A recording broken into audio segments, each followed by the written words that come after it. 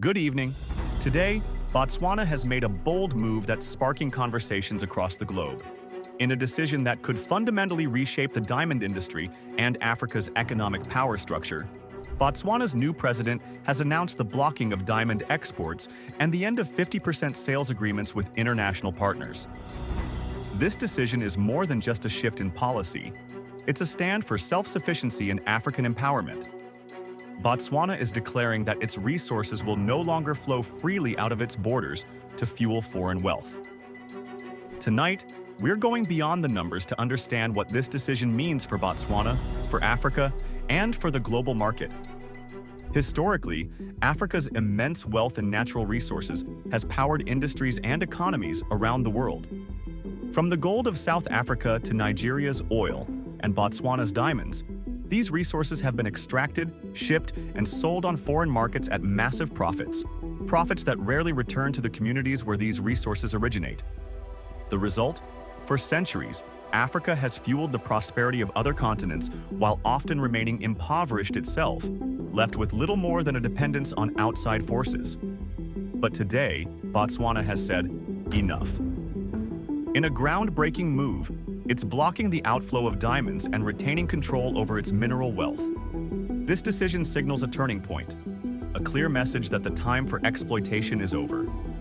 I'm joined by Dr. Tessa Okiki, an economic analyst who specializes in African markets and resource management. Dr. Okeke, thank you for being with us. To start, why is Botswana's move so significant? Thank you for having me.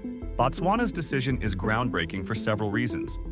For one, it's showing a new model of economic sovereignty. Instead of allowing international corporations to buy Botswana's diamonds at rates that benefit foreign economies, Botswana is keeping those resources to build its own. The global diamond market has long operated on terms that often disadvantage resource-rich African nations, and this is a historic moment where we're seeing a reversal of that trend. Botswana is essentially taking the reins of its own economy and saying, our resources will serve our people first. This move challenges the global status quo and sends a powerful message that African nations are ready to redefine their roles in the world economy. Absolutely. And it seems that this decision isn't just about diamonds. It's part of a larger movement within Africa to reclaim autonomy over resources and industry. Many African nations are now reassessing how their natural wealth can better serve their own economies. I'm here in Gaborone, where Botswana's new president addressed the nation and the world earlier today. His speech was met with an outpouring of support and pride from the people of Botswana. In his address, the president called this a step toward economic liberation. He underscored that Botswana's diamond wealth should serve Botswana's development, education, and infrastructure, areas that have traditionally suffered as the wealth flowed out of the country. He went on to urge other African nations to join Botswana in this stand, to recognize that Africa no longer needs to be the world's raw material supplier on terms that don't serve its own interests. For too long, we've seen our diamonds sparkle on distant lands, bringing prosperity to others while our people struggled with the remnants of colonialism. Today, we say no more. We're taking back control of our resources, our sovereignty, and our future. Let this serve as a call to our African brothers and sisters. Let's build our economies on our terms, fueled by the wealth of our own land. There's a palpable excitement here, a sense that this decision represents something much bigger than diamonds. To the people of Botswana, and to many watching across Africa, it feels like the start of a new era. It's a message that African nations don't need to settle for terms dictated from abroad. They can set their own terms, control their own wealth, and secure a future that is truly their own. Botswana's decision resonates deeply across the continent.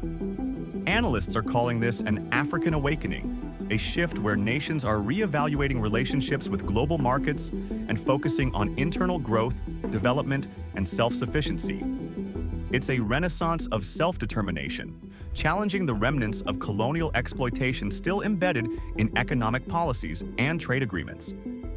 In many ways, this moment is inspiring other African nations to reflect on how their resources have been used and how they could be redirected to build up their own economies. Botswana's diamonds are no longer just stones to be mined and exported. They are symbols, representing empowerment, resilience, and potential. This is not only a new chapter for Botswana, but for an entire continent that's ready to assert itself on the world stage. But how will this decision impact the diamond industry and, ultimately, the global economy? This decision by Botswana is likely to cause a ripple effect throughout the diamond market. With one of the world's largest producers limiting supply, prices could surge, which may strain industries that rely on a steady flow of diamonds. More importantly, other diamond-rich African nations might be inspired to make similar moves, effectively transforming the diamond market from the ground up. It's a powerful shift, but let's also consider what it could mean internally for African nations. When resources like diamonds are kept local, they create opportunities for new industries, jewelry manufacturing, technology, and investment in local infrastructure. The potential for job creation alone is immense. For years, Botswana has been a stable and successful economy in Africa, and this decision could inspire a transformation that will be felt across the continent. It seems that Botswana is carving out a new path that other African nations might soon follow. But there's more at stake than just diamonds. This is about rewriting the narrative of Africa's role in the global economy. For centuries, the continent has been seen as a source of raw materials to be extracted, refined, and sold abroad, often at the expense of its own people. Now, Botswana is reclaiming control over its resources, sending a message that African nations are ready to take on a new role. Consider the potential impact if other nations take similar steps. Countries like the Democratic Republic of the Congo, Nigeria, and South Africa are rich in resources essential to modern industry. If they too limit exports and begin to prioritize local industries, we could see a fundamental realignment in global supply chains. And beyond economic impacts, this could herald a political shift, where African nations have increased bargaining power and a stronger voice in global negotiations. The goal here isn't just economic independence. It's about creating a new mindset among Africans.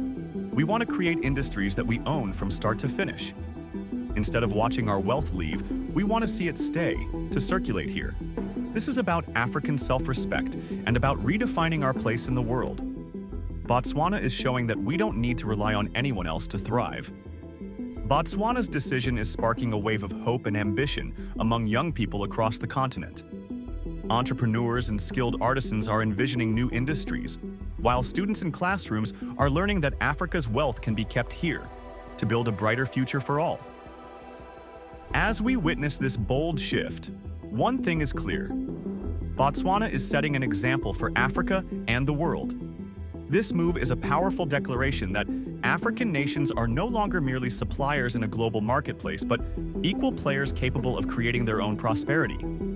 We'll continue to monitor how this decision impacts the diamond industry, Botswana's economy, and the global market in the weeks and months to come. For now, we leave you with these final words from Botswana's president. Our diamonds, our future, our power. Thank you for joining us. Good night.